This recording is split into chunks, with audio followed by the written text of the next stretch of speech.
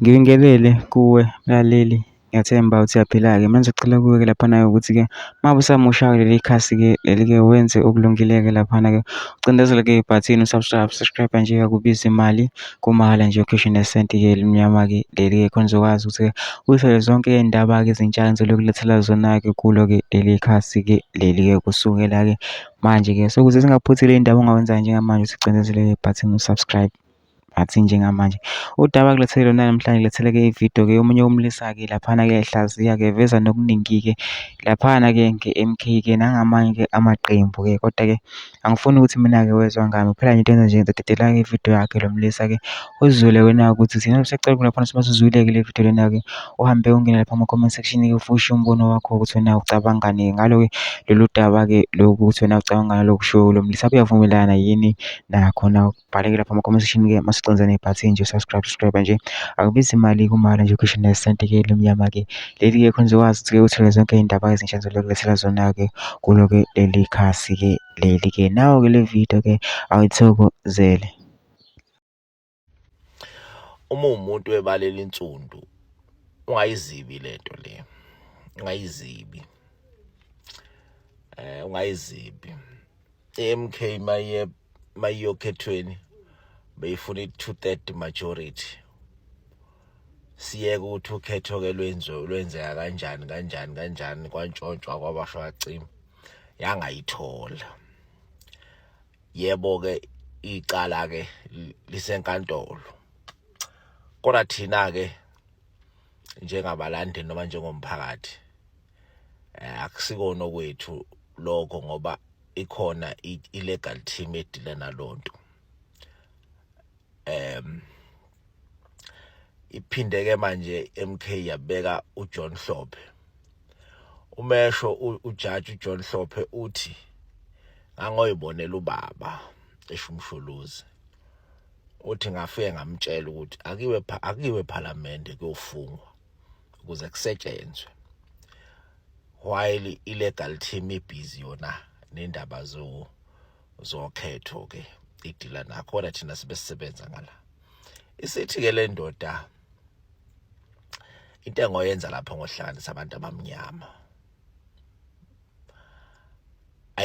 Yabona bafethu, lesi statement nje sisodwa siphethe into eziningi. Iqiniso lithi u-2/3 majority njengabantu abamnyama sinawo, but i-problem ukuthi kukhona ongqondo abaqikelelayo ukuthi thina njengabantu abampisholo sihlakazekile ukuze singakwazi ukushintsha umthetho sisekelo ungasivuni. So-ke uthi-ke ngohlanganisa abantu abamnyama mase ngibahlanganisile so bese sikwazi ukuthola lo 2/3 majority bese sikwazi ukushintsha lo mthetho ongasivuni. Bungizokahle ngitheke mina i-2/3 majority sinayo ukuthi nje inhlaka uyabacabanga abantu abafuna into eyodwa kodwa bephushana bodwa ukuze bangayitholi lento abayifunayo, engabona babambisana ukuze bethole lento abayifunayo. So-ke i-key focus yethu thina njengomphakathi njengamanje ukuqikelela ukuthi asithandi imbala yeqembu, asithandi ama-food parcel esiwathole eqenjini, asithandi futhi lento ukuthi ngizoba yikhansela ngizoba yini. Cha, ake sibukeni thina into esiyifunayo sisonke ukuthi yini. Njengoba thina sifuna kushintsha umthetho sisekelo lo ngasivuni nje, asilazi iqembu elizosisiza ukuthi si-achieve lokho, singilinikeza amandla ukuze likwazi uku-achieve lokho.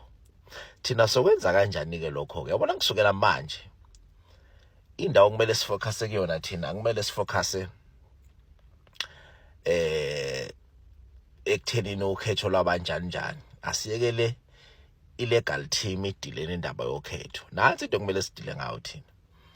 Asiqikeleleni thina ukuthi umuzi nomuzi wase-South Africa unelunga le-MK. Once achieve lokho awungabe bikho umuzi ongenalo ilunga le-MK. Once ak-achieve lokho, asiqikeleleni ukuthi ngo-2025 lelo lunga lelo le-MK elikhona umuzi nomuzi liconvince bonke abantu bakubo ukuthi babe MK. Bese kuthi-ke ngo-2026 siqikelele ukuthi sonke sihamba siyovota khansela yini uyabona nje kohulumeni kokhethelwe uhulumeni basekhaya yonke into vele ithi MK kucace nje ukuthi sisebenzela ukuthi ngokhetho olulandelayo le 2/3 majority siyayithola ngoba lezi imbambane lapha eParliament zamanye amaqembu lawa abantu abampisholo zicabangela izisu zazo and siyalimala ngoba silimala nje isikhathi siyahamba. Nayi indoda khulumile le ndoda le yawubeka umhlahlandlela and into engiyithandayo ke ekhuluma ngento eyaziyo ngoba ibonile ukuthi lo mthetho usicindezela kangakanani. Uyakhumbula into eyaxoshelwa yona ebhentshini yasho igama elilodwa itshela amajaji ithi sengithembe nina bafana bakithi. Yakhuluma inkulumo eqondile, inkulumo enhle, inkulumo enobuhlakani, iqonda ukuthi asilweni nalo mthetho lo.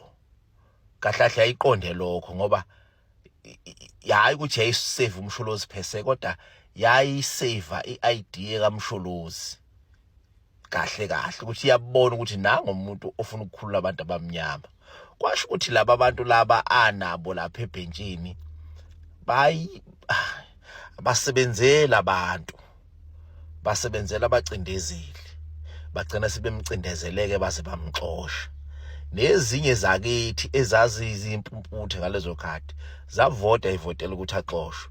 Umsholozi umbuyisileke wambeka eParliament. Ake siyixhase le ndoda ilungiswe le ndaba and iyaphuthuma madoda, iyaphuthuma le ndaba.